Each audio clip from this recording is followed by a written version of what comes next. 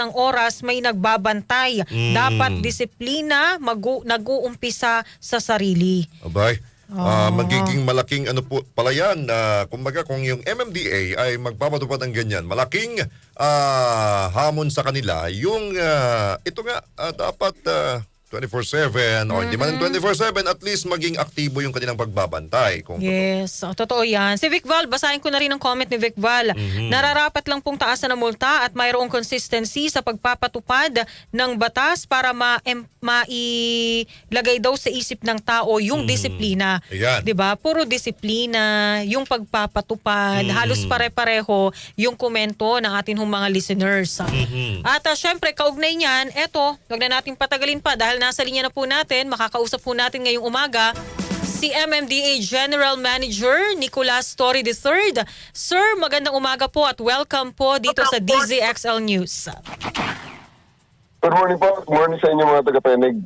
yan, good morning Sir General Nicolas Torre. Kasama niyo po si Radyoman Jane Martin at Radyoman Christian Bascones. Anyway sir, let's go straight to the point. Ito bang panukala pa lang ba ito or plano o pinag-aaralan itong pagtataas ng multa para sa maling pagtapon ng basura, General Torre, sir? Well, last year, merong Metro Manila Council resolution na ipinas na nag-increase ng fines sa improper garbage disposal to 5,000. Ngayon, ang kailangan gawin ng bawat LGU ay gumawa ng kanya-kanyang resolution, ordinansa, at i-implement ito sa kanilang mga LGUs. Kahapon, na basa natin at nagtatanong na si Mayor Francis Zamora ng San Juan dahil siya ang presidente ngayon ng MMC, ng Metro Manila Council, at tinatanong niya na ang mga LGUs. So maganda rin na itanong din natin kay Mayor Zamora kung nag-feedback na ba sa kanya ang mga mayors na tinanong niya. Pero kahapon ay nabuhay na muli ang panukalang ito na nag-increase to 5,000 yung ang penalty. So, kumbaga, pinag-aaralan pa rin po ito, sir, no? I mean, hinintay na lang natin yung confirmation galing sa mga LGUs within Metro Manila. Anyway, sir, ano pong magiging role ng MMDA po dito? Well, katuwang ng mga LGUs ang MMDA sa pag-i-implement nito. Kasi sa Metro Manila Council ito ginawa na level at pag ito ay lumabas na at napagtibay na sa bawat LGU, yung mga LGU na yun ang tutulungan ng MMDA sa pag-implement nito. Opo, sir, magandang umaga. Pero paano po natin masisiguro na magiging epektibo po itong pagtataas ng multa para ho talagang mabawasan yung basura dito sa Metro Manila? Well, una kasi, ang pagtataas ng multa ay base sa paniniwala na one of the best deterrents to discouraging behaviors na ayaw natin is to increase the penalties against it. Ngayon, ang isa sa mga elemento rin with stiffer penalties will be the certainty of the implementation of these penalties. So certainty of arrest, certainty of being caught and being put into task through para managot sa batas na nandito na nagpapataw ng penalty na to. General, paano po kung halimbawa meron pong nahuli pero wala po siyang pera?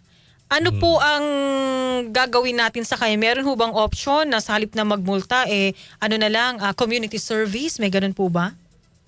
Yes, andyan din sa, ito kasi ay gagawin pa ng mga LGU, i-examine.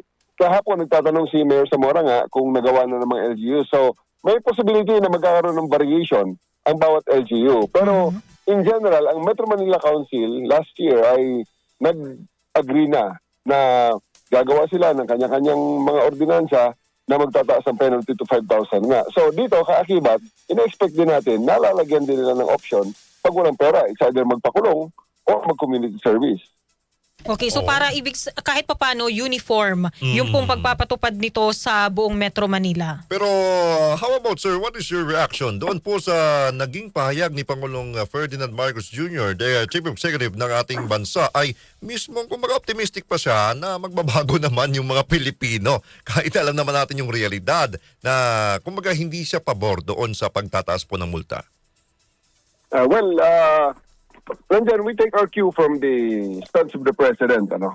Pero ito, ang sinasabi ko lang is last year kasi may ganong panukala ang Metro Manila Council at titingnan natin ngayong araw dahil kahapon lang na surface uli yun eh. So titingnan natin ngayong araw kung ano ang progress ng agreement na magka-craft ang bawat LGU ng kanya-kanyang ordinansa. Oh, ibig sabihin po, definitely yung mga tao ngayon, mga residente ng Metro Manila, ngayong araw po malalaman yung resulta nitong kung ano yung desisyon, kung magtataas ba o hindi. Tama po ba, General Torre? Malalaman natin. Baka nga meron ng mga LGUs na nakagawa na eh. So, tingnan natin. We'll give you updates pag nagkaroon uli ng dialogue yung mga Metro Manila mayors. Alright, maraming salamat po sa inyong oras, General General Nicolas Torre III, ang General Manager po ng Metropolitan Manila Development Authority or MMDA, sir. Maraming salamat din po, sir.